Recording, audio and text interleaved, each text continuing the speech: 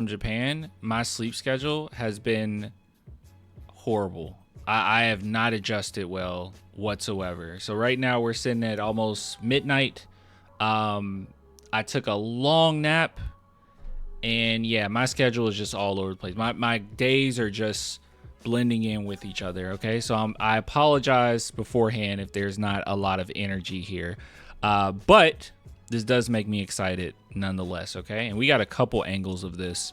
So we got our boy here, Carter Bryant, and we recently just saw a video with Steph Castle that was working with the Guard Whisperer, and this is Carter, and he is with other NBA player. I'm trying to hold on. Let's go to directly to Swish Culture. Do they have any?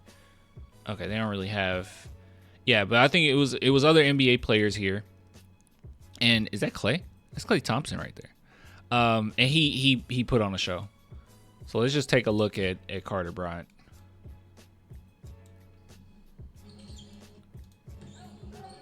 Okay, there's no me. All right, hold on. Reason why I did it this way is because there was no. I was trying to make sure there was no music, so we could actually play the audio from it. All right, cool.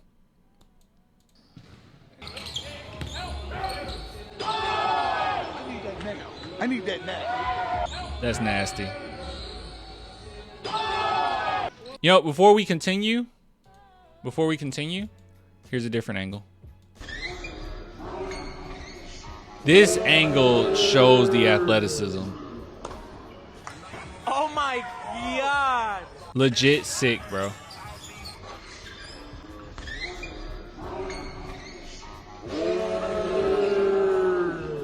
I'm gonna call it right now. Carter Bryant is gonna be a vibes player, and I'll explain that in a minute. I'll explain. Oh, we missed it. Hold on. Sorry. Oh, it wasn't much there. God, he gets up high. That was pretty. Good job protecting the ball there. Oh, he does that a lot. He'll just come out of nowhere.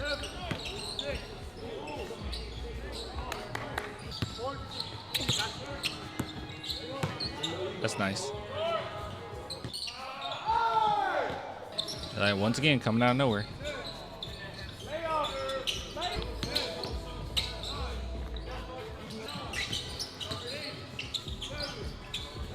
He can't stop. He can't stop as quickly as Dylan Harper can, but it's super impressive.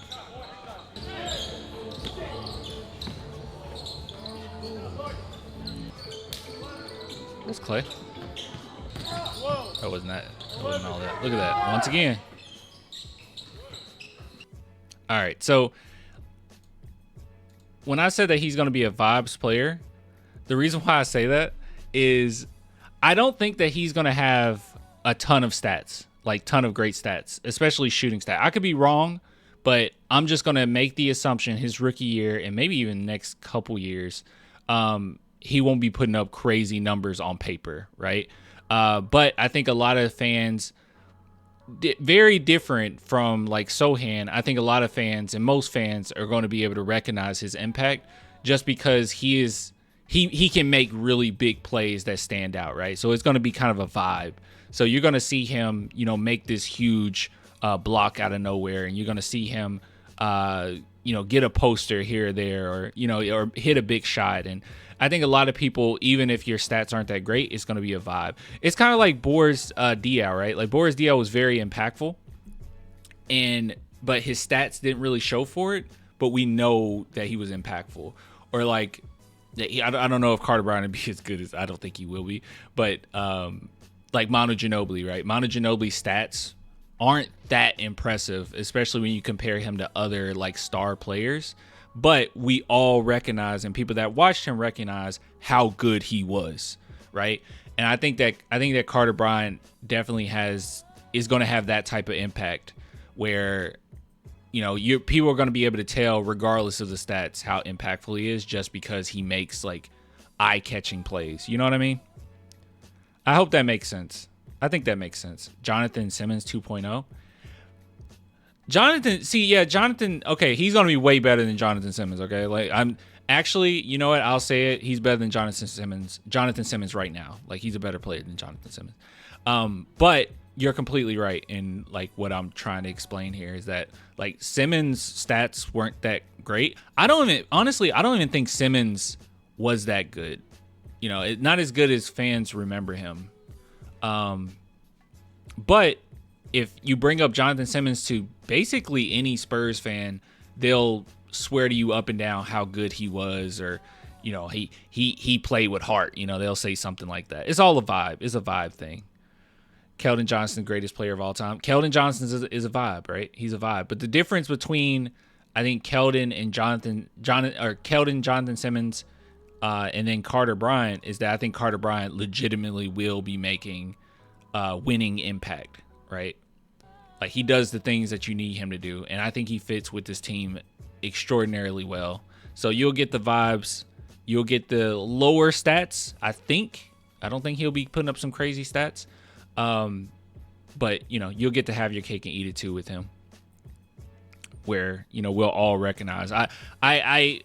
I don't see a future in which I'm defending or having to defend Carter Bryant. I think we'll all be able to recognize the impact he's having. Dude, even Steph Castle, right? Like, Steph Castle has some of the worst shooting percentages in the NBA, but we all recognize how impactful he is to winning, right? Because he has those standout plays.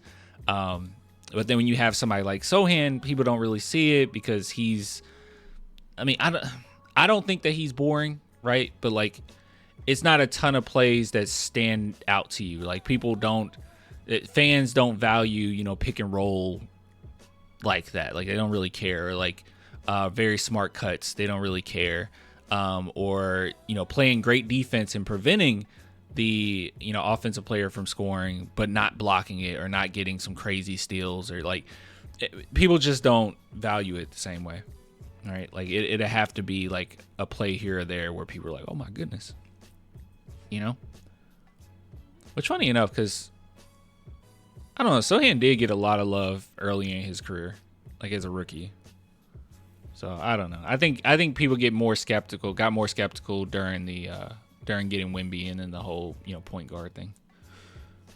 Am I crazy thinking I heard someone on the team play with David Jones Garcia in their younger days? I was not aware of that. And whenever this video is uploaded, if anyone knows anything about that, please put it in the comments. I don't know. The craziest thing that's come out of the David Jones Garcia thing is people saying that he's better than Julian Champagnie, which I think is actually ridiculous. Yeah.